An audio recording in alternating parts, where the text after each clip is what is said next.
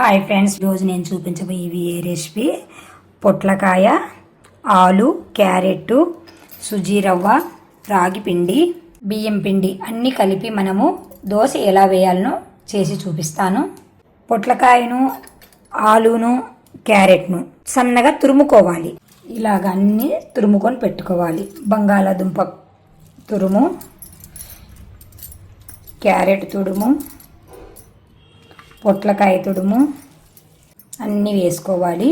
ఒక గిన్నెలో సమపాలల్లో అన్ని రకాలు బియ్యం పిండి, రాగి పిండి, సుజీ రవ్వ, మీకు ఏదైనా వీటిలో కొంచెం ఎక్కువ వేసుకుంటాము అంటే కూడా ఎక్కువ వేసుకోవచ్చు. నేనైతే రాగి పిండిని ఎక్కువ వేసుకుంటున్నాను. రాగి పిండి కొంచెం ఎక్కువ రాగులు తింటే మనకు బోన్ స్ట్రెంగ్త్ ఉంటుంది కదా, అందుకని నేను ఎక్కువ రాగి పిండి వేసుకుంటాను.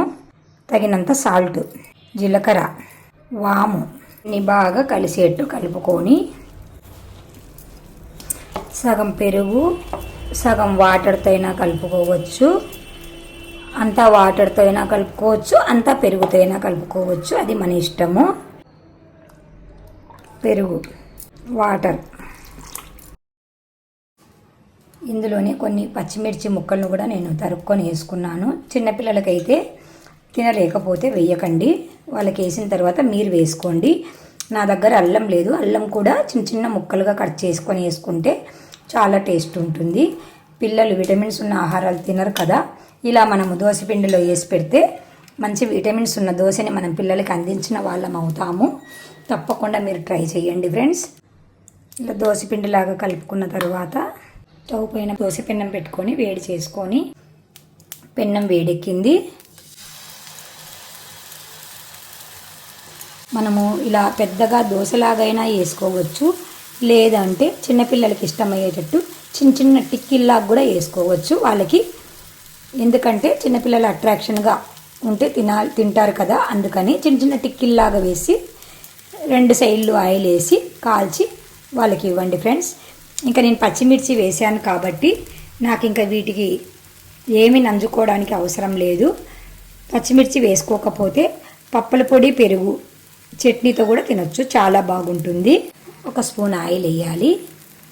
మనం ఇట్లా రాగి పిండిని ఎక్కువగా యూజ్ చేసామంటే బోన్స్కు చాలా మంచిది. రాగి పిండి ఇట్లా ట్రాన్స్పరెంట్ లాగా కలర్ వచ్చేస్తుంది, ఇంకా పచ్చిగా ఉంది కాబట్టి ఈ కలర్ ఉంటుంది. కొంచెం కాలాక అటుపక్కకి తిప్పుకోవాలి. చూడండి ఎంత బాగా కాలిందో, చాలా టేస్ట్ ఉంటుందండి, చాలా బాగుంటుంది. వైపు కూడా కొద్దిగా ఆయిల్ వేసుకోవాలి, బాగా కాల్చుకోవాలి. మీరు కూడా ఇలాంటి సింపుల్ రెసిపీలు అన్నీ ట్రై చేసి మంచి విటమిన్స్ ఉన్న ఆహారాన్ని మీ పిల్లలకి, మీ కుటుంబానికి అందివ్వండి ఫ్రెండ్స్.